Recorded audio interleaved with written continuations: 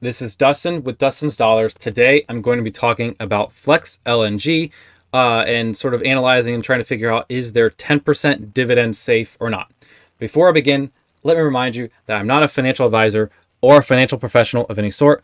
All opinions I express in this video are mine and do not represent those of any company or any other individual. I do currently hold a long position in Flex LNG.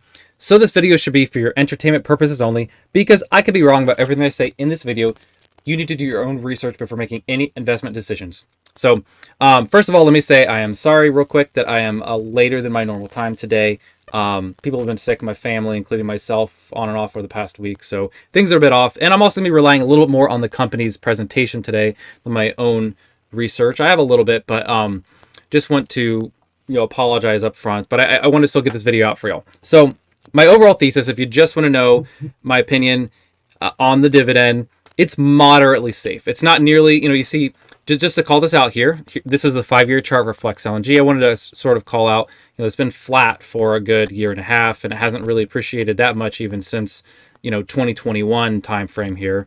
It's trading at $29 today, and it was at $24.90 at the peak, at least in January 2022. So, there's not a whole lot of appreciation. It's a bit, but it's within the bounds of volatility even, but it's been paying this dividend. It currently pays, 10% yield on the stock. And I think it might even be slightly higher if you include their special dividends. Hey, Transient Stacker, thanks for hopping on the stream. I'm talking about Flex LNG today.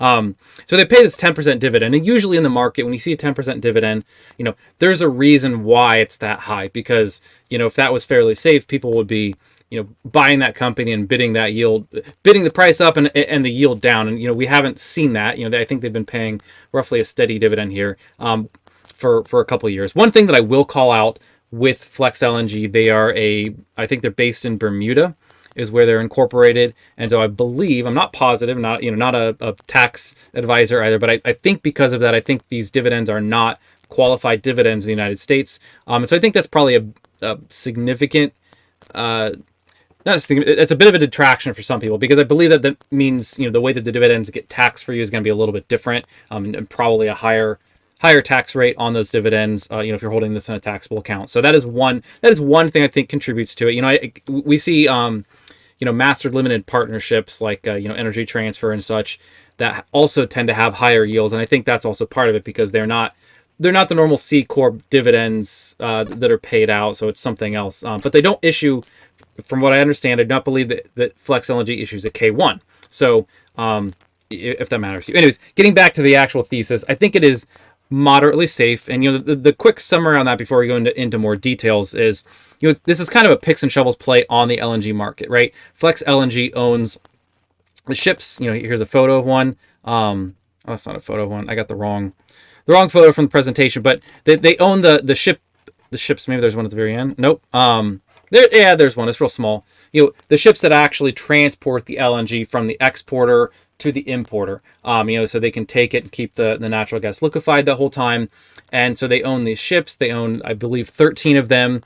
There are a number of companies that do this. So it is a commodity, right? Shipping LNG is just a commodity business. But at the same time, there aren't an infinite number of these ships, and it takes a while for the ships to be built, and they're expensive. So there is at least some, anybody can get a ship made, but it takes quite a bit of capital and some time. So there aren't going to be new entrants in the market by surprise. So I wouldn't say that they have a moat. What they sell is a commodity, but at the same time, the supply of these ships is not, particularly elastic. So there's a bit of stability in the market, let's say. And so it's more of a picks and shovels play on the LNG market. Because if you haven't heard that before, that just means they don't directly benefit from LNG prices, right? LNG prices could go through the moon or they could go down.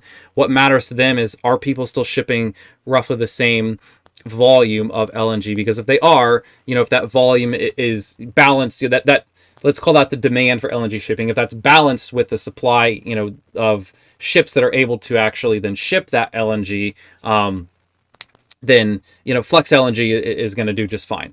And so I personally am, bullish on the LNG market overall. And so to me, this is attractive, right? I don't view that that's a risk that I'm willing to accept. Let me put it that way. And they're paying out a lot of their cash flow. They're almost like a REIT. REITs, I think, target to pay out 90% plus of their their funds from operations. I think Flex LNG is paying out the vast majority of their cash flows right now. Now they do have quite a bit of a backlog, a large backlog from their ships today, at least a couple years out for most of their ships, some of them for the better part of a decade. And so I think that gives it some safety in the company. But because they are paying out almost all of their cash flows, any sort of slowdown or competition in shipping could over time sort of degrade that down. I mean, I think the company is in a pretty healthy state as of right now. That's not to say that the dividend couldn't get scaled back if they had to, but I'm not quite as worried about the company, saying, hey, we have no cash flows, we can't pay anything out. So to me, it seems like the biggest risk is that this dividend could get cut a bit over time if they went through a period of some, hardship over time. So that's my sort of simplified thesis. And now I'll go into some more details here to give you an overview of the company, help you come to your own opinion, and sort of go through a little bit of their financials. So their investor presentation, as I mentioned, I'm going to rely on this a little bit more than some of my own spreadsheets for this particular company, but that's actually fine because their investor presentation is quite good. So they talk about this, that their revenues have been meeting their guidance for the year. They guided, I think, 370 million. They said, hey, we're going to meet it. And if you're looking at this, even their guidance for Q4 is going to be the best quarter of the whole year. And that increase in revenue is to a large degree just going straight to their, increasing their actual earnings, their EBITDA here, but their earnings more generally. It looks like they got pretty good contracting rates per day on their ships. Excuse me.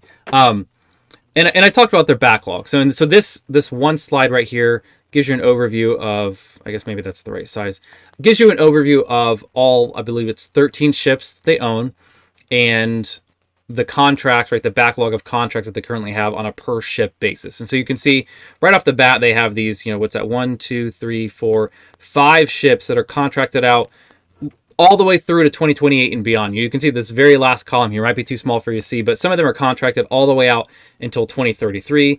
All of those top 5 ships are contracted out all the way into 2029. And then it goes down from there. And the dark blue here is what the contracts that they actually have on the books. And then this lighter blue that they do have some options that folks can, if they exercise, will extend those contracts. And I think, to a large degree, they expect a good portion of those to be exercised. But, we're getting ahead of ourselves because those folks have many years to decide if they want to do that or not. The market could look a lot different. But as of right now, most of their ships, nearly all of their ships are contracted through the end of 2024 and into 2025. So 2024, they're fairly confident in that. Now, the one thing I would call out, this very bottom ship, the Flex Artemis, is right now, I think, just doing spot shipments. And so they are actually, getting rates that just vary depending on how the market is at that point in time at the moment. Looks like they do have some options on that ship for the future. But this gives you an idea, and they call it out here where they have 51 years, ship years, maybe that's the better way to put it, of contract that's on the books, and then they have options that could increase at about another 50% up to 77, total years. And so that's where I see, some stability with the company here. And again, as I sort of mentioned, you can read in their actual press release and in their earnings call because it's way too much sort of nuance to go into, and I don't have a lot to add over what they say, but there's a lot of visibility into this industry because there are only a couple shipyards that can build these ships, and it takes them a long time. I think it's a years-long process to actually build these ships, and so it's not really a surprise when new ships come on the market. And you read through their conference calls, and they talk a lot about this. Or they talk a bit about it, let's say, but they give a lot of nuance in their answers on when they're giving an outlook for the market. They are looking at all of those factors. Now, the one other thing I want to call out, maybe I'll just pull up their actual quarterly report here. Let's get to their balance sheet, which I think is down here, because it is important to understand a company like this. It's very capital intensive, and you can see as of right now, just the highlights, they have about $430 million of cash on hand. And in terms of the value of their ships, those are worth $2.2 billion. So those are generally what their assets are at the moment. In terms of liabilities, it's mostly this just long-term debt, right? They do owe some that is current. I think I'm not sure, but I think that might be their well, I'll get to when I talk about their debt in a minute. But they do have $1.7 billion of debt to offset those $2.2 billion of ships. I guess 1.8 if you really want to include in this current portion there. But when you're looking at this, they do actually have some equity there, right? Because of that imbalance, and they also have cash on the books here. And so that's good to see. I think they're in a fairly healthy place, and so this really, to me, they are moving in the right direction. One thing, I'm going to jump ahead a bit past their actual debt maturities. They talk about their balance sheet, and when they say, hey, we've got all of this equity, basically that's $875 million they've got. But they talk about let's just go to it, right? Their debt maturities. They have, in terms of their actual fixed debt, they've got most of those maturities are 2028 and beyond. Some of those are way out further to 2035. And so they've got this matched up to a degree with the initial lifetime of those ships, so they can get the cash on hand to pay these back, or maybe they'll refinance it, depending on what the company is. But they've got quite a while. They're not in any dire straits at the moment. They've got cash on hand, and because they don't have these large maturities coming due for 2028 and later, they shouldn't have any issues, I think, either paying it back or refinancing it. And they even call it out in their strategy here, where they say, the maturities we have on the books, this is the way I'm interpreting it, if I understand correctly, the maturities they have on the books will cause the ships to be repaid, 1.7 times faster than they get depreciated. And so basically, there's going to be, if they didn't build any new ships and they just paid off the debts as they are, they believe that they can, do that. And that if they did that, then they'd have these ships free and clear, for a number of years, for the last, 40% or 60% of the lifetime of these ships. And they're saying, the useful lifetime is 35 years, but the debt is, getting paid back way before that. I think they said the average, it's right here, the average repayment profile is 21 years. And so that difference is where they're going to be just steadily building equity year over year over year in this business, and increasing the value of the company, of the stock of the company, let's say. And so that's really good to see. I think it's great that they have the plan, and I think this is going to be, like I say, just sort of steady growth. So maybe that's another thing I should mention in terms of, why do I think the dividend is yielding 10% if it's semi-safe, which I haven't gotten to the safety part yet. I will get to that, in terms of the numbers. But I think this is one other aspect that I would call out is this is the growth that you can expect to see from the company, but there's not a lot of upside to this growth, right? I think they don't have some massive plan to build a huge fleet of ships. I think that to some degree might even be counterproductive, because at some point you're going to run up, the capacity for shipping, and then, your spot rates are going to, your rates are going to go down over time.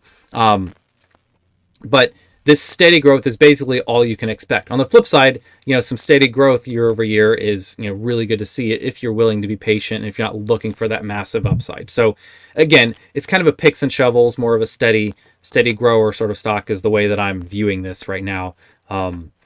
Now, getting back to where I wanted to go to, let's just talk about their actual numbers. And I put together a little bit. This is real simple analysis, but the thing to look at, earnings has so much in it. Like they've got the depreciation in here, in all of this, the actual GAAP accounting earnings.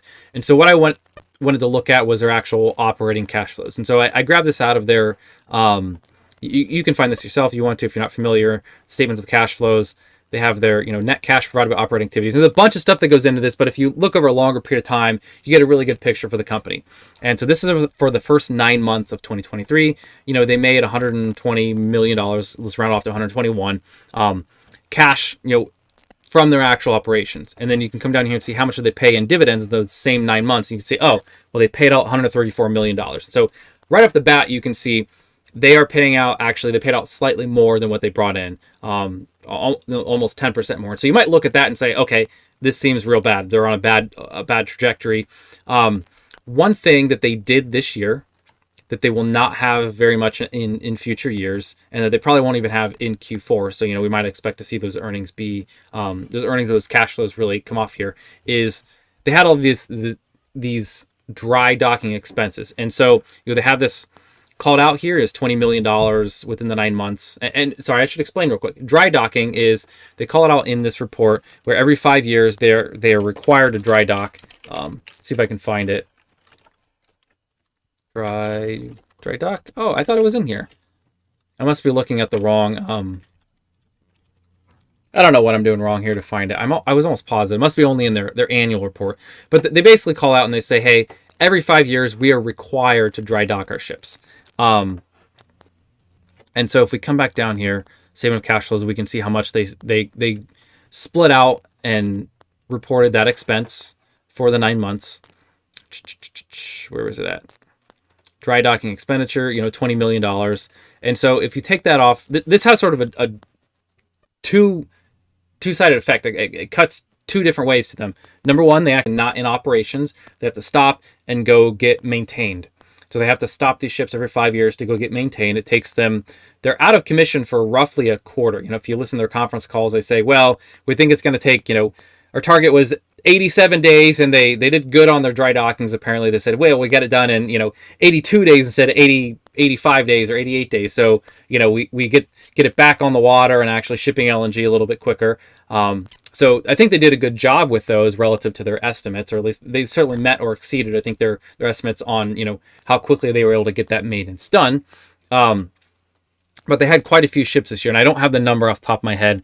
Sorry, I should have written it down to say how many ships they had. But they had multiple this year. I want to say probably 5 ships this year, maybe more. It was around that number, I believe, which is a significant portion of their fleet, right? If they have 13 ships, each ship has to be dry docked at least once every 5 years, and so that actually, played a significant role both in expenditures and also reduced revenues. And so the fact that I'm seeing the dividends be a little bit, overpaid for this year, I think is not really a red flag. If I'm looking forward, they have their, man, I really, maybe it's all, is that the problem? Is it all one word? Oh, there we go. So that was the problem that I was seeing. So they talk about the dry docking here. Let me find the right section. If I can get at it. They do have, yes, they talk about the expenditures for all of this, for the dry docking. They're calling it out. No, I can't find the right section. Here it is. We are next scheduled to have dry dockings for 2 vessels in 2024, 4 in 2025, 3 in 2026, and none in 2027. So they have a very clear schedule for these. And so 2024 should be better. Here they haven't called out. Enterprise, Endeavor, so 1, 2, Ranger, and Rainbow, 3, 4, and then the Vigilant, 5. So I guess they did have 5 this year. I guess maybe I was right. So you look at that and you say, wow, this was a big year for them. A big year both in terms of expenses and lost revenue. So of course this year is going to be pretty bad. But we're not even through Q4, right? There's only 9 months of results. I think in Q4 it's going to flip and you're going to see, I believe they have no dry dockings. And so that we should have that increased revenue and lower expenses. And so we'll really see how this ends for the year. I think they'll probably come closer to break even. Maybe they won't quite reach it. But I think that's something to keep in mind when you're actually trying to evaluate this and understand why the results are what they are. I also pulled the past couple of years so that we can sort of look at this over an even longer period of time. And you can see this chart right here is showing, the chart on the left, forget about the one on the right for a moment. I have for the years 2020. Oh no, I ended.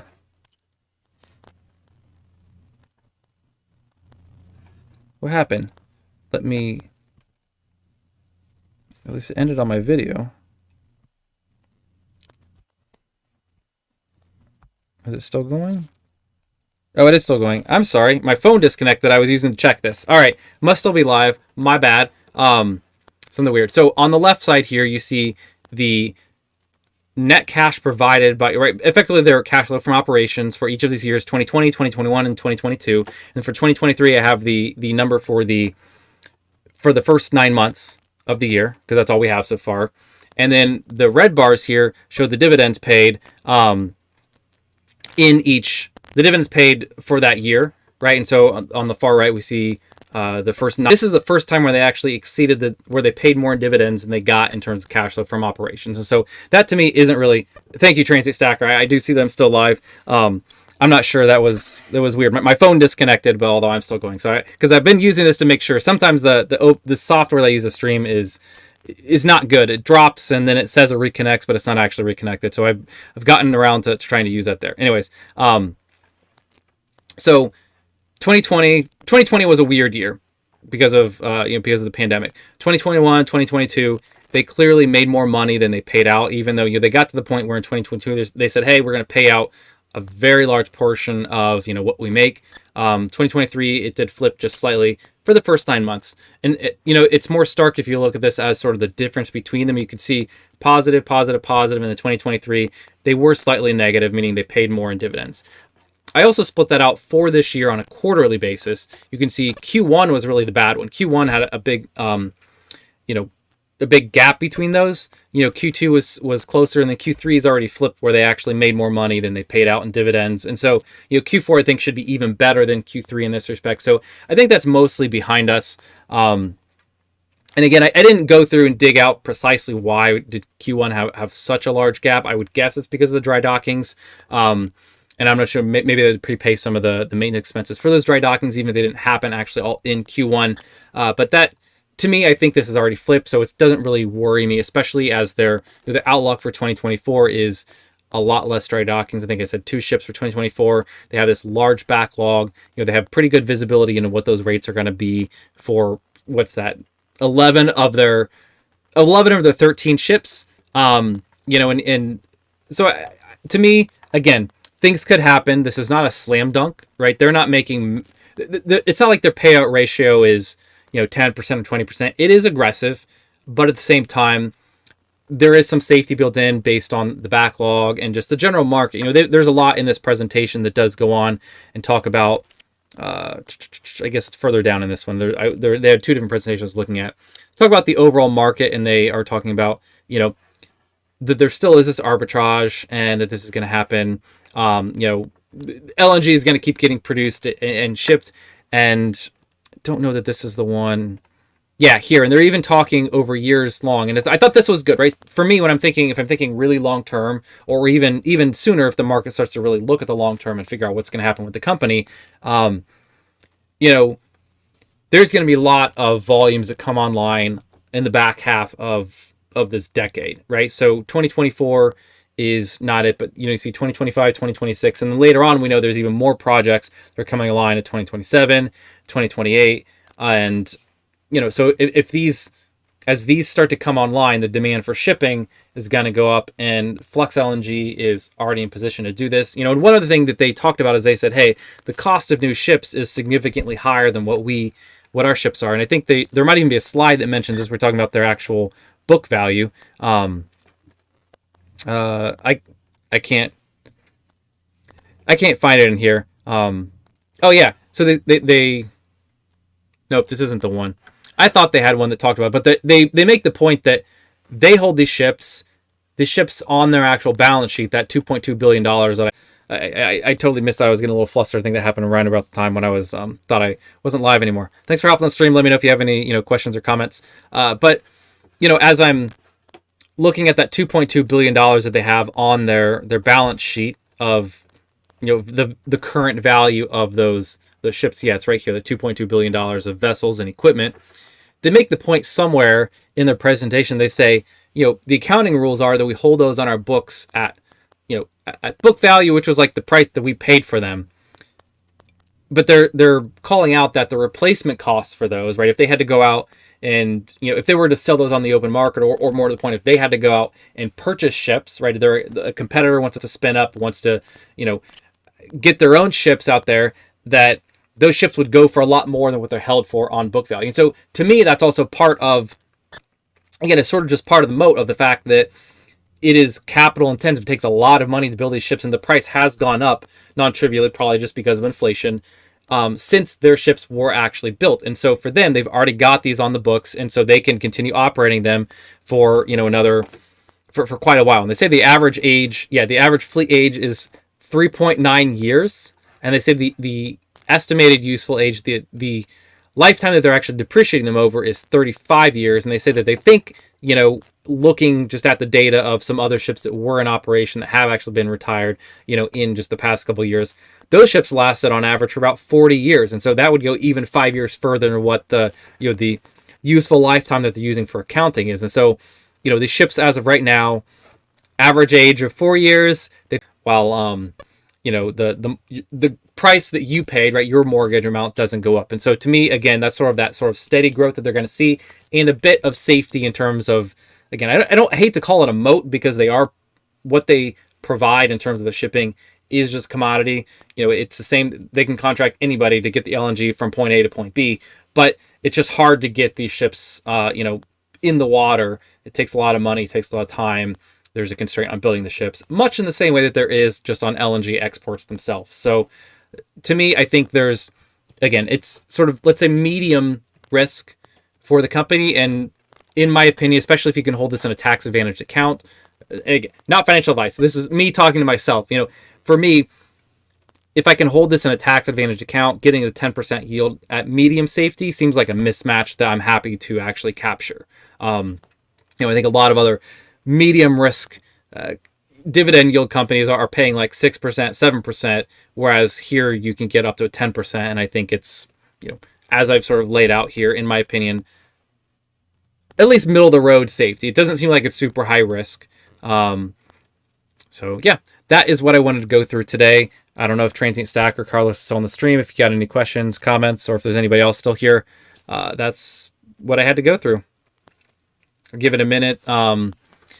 As I said, I'll kind of give my normal wrap up here and say I do try to do these streams live on Sundays. I try to do it in the afternoon, Eastern U.S. time. I don't always get to do it in the afternoon as of today. It's a little bit later. I'm going to try to stick at least to Sundays. I do these live. I'm happy to talk about. I'm looking for other stocks, whatever folks are interested in. I'd be willing to look at some different things and give some analysis on it. It's really fun for me, honestly. It's fun to hear other people's comments. Let me know what you think about FLNG in the comment section below. Still watching the chat. I don't see anything yet. I think there is a bit of a delay here, though, so I'll give it just another minute while I ramble. Yeah, I was thinking. I was doing a little bit of research on Verizon. I've been hearing a couple people been pinging me about that one. These are dividend stocks. I've been looking at this stuff. Some people are really into dividends. Verizon, I think, is yielding somewhere around a 7% right now. And so I had some other people asking about that one. I also had somebody asking about Cardinal Health a couple weeks ago. That's on my list as well. Haven't really been any developments with any of the big stocks I do try to cover on my channel. Maybe a little bit with some of them that I've got a small to-do list to really dig into those. But yeah, I think that's about it. That was, as I mentioned, all the material I had for today. Hopefully it was helpful, entertaining, useful, some combination of those. Yeah, let me know if you have other thoughts in the comments. Otherwise, I'm going to hop off. Thanks all. Have a good one. Hope everybody